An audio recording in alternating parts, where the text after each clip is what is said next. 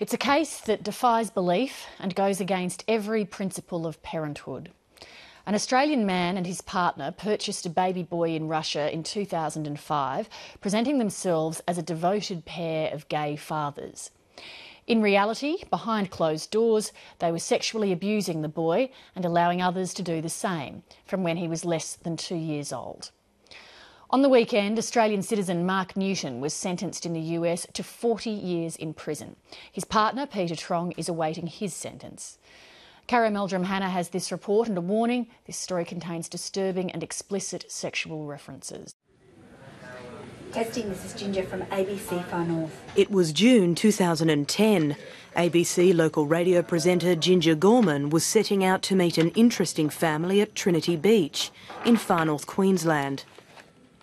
I was putting together a series of interviews on gender.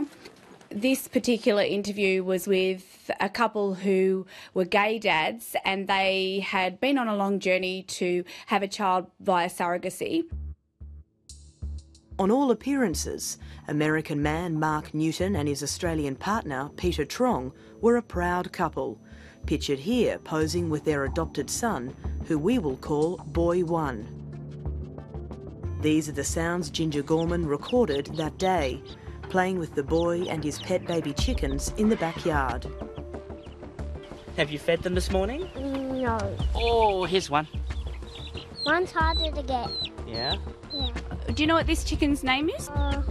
No, I haven't figured out the name. I don't think he's named him yet. I'm going to call them, Chick Dasty. I felt no sense that anything was wrong. For all intents and purposes, this appeared to be a loving family and a loving household. And I've gone over and over it in my brain, and I just did not feel that anything was wrong. Mark Newton and Peter Trong were masters of deception, starting with finding a surrogate mother abroad. I gave up my career and my job and went to Russia to oversee the process. So we're very dedicated to making this work. Our budget was anything that we earned, anything that we had saved, and anything that we could borrow to make this happen. And why was it your sperm that was used, not Pete's, Mark? Flip of the coin, I think. We'd gone back and forth several times. This was the first of many lies told by Newton and Trong, whose depraved secret life was uncovered a year and a half later, when in February 2012 the men were arrested in California, charged with producing and sharing child pornography and extreme acts of sexual exploitation. I'm profoundly shocked and disgusted by what's happened. Since then, I just am revolted, and I find myself quite despairing about the turn of events. You know, the purchase of a child, to bring the child into your life for the explicit and sole purpose of exploiting him across a network of men is incredibly depraved and a very, very sad tale for that little boy. The sad story of Boy One's life begins here in Russia. According to US court documents, in July 2005, his mother sold him to Newton and Trong for $8,000. His birth papers were falsified to list Newton as his biological father, paving the way for Boy One to be adopted and brought to Queensland. 6 years would pass until August 2011, when a chance discovery was made here in Wellington, New Zealand, by John Peacock, a senior internal affairs investigator. During the investigation of a Wellington man, the forensic analysis of his machine identified a series of images of Boy One. He was shirtless, and they were quite contrived, staged photos, if you like, that just, as I said, didn't sit right in terms of standard family holiday type snapshots. Peacock sent the images to police attached to Task Force Argos in Brisbane, the specialised branch responsible for investigating online child exploitation and abuse. Our reaction was exactly what John's was, and that was what sparked the investigation. The images were the tip of the iceberg. Police discovered chat logs between Trong, Newton and the New Zealand man.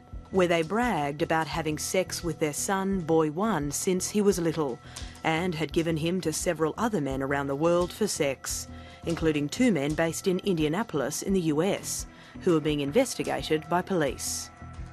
When he was about 5 years of age, the conspiracy was joined, we allege, by Mr. Powell, who was an attorney in Florida in the United States, and Mr. Betta, who was a tennis coach in Illinois in the United States. They got involved with Boy One, we allege, when he was about 4 to 5 years of age. The 4 men form part of a network known broadly as the Boy Lovers Network. Men who believe that the sexual abuse and rape of boys from as young as 2 years old to 10 years old is a form of consensual love between man and boy. At its height, this chat board, boylover.net, had 70,000 members worldwide. In 2009, boylover.net was smashed in a series of global raids, with several Australian men arrested. 670 suspects have been identified.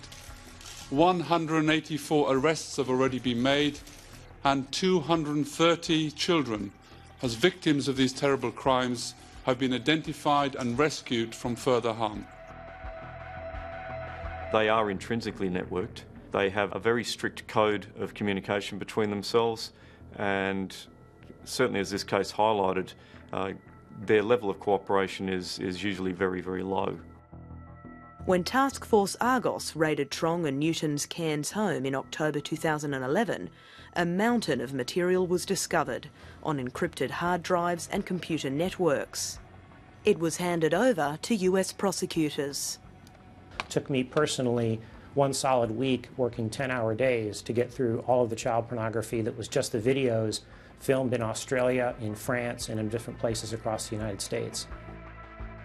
One video showed Boy One performing sex acts on Newton with a disturbing level of sophistication when he wasn't even 2 years old. When the boy turned 5, in 1 month alone, Newton videoed himself engaging in sexual activity with Boy One on more than a dozen different occasions. One way they controlled and manipulated this child was to appear to the outside world as a good parent. And one of the things they did was they trained this child how to answer questions from potential investigators. US authorities have found videos involving 2 more boys at Trong and Newton's Cairns home. I can't say too much about the identity of that child. I can say that the victimization of Boy 2 occurred in Australia. We can confirm that this conspiracy we allege involving Boy 1, Boy 2 and others was international in scope. The authorities are now determined to track down every man who abused Boy 1. With this network, just be rest assured that we will pursue them to the ends of the earth to make sure each and every one of them faces justice for what their role has been in crimes against this child. Karen Meldrum-Hanna reporting.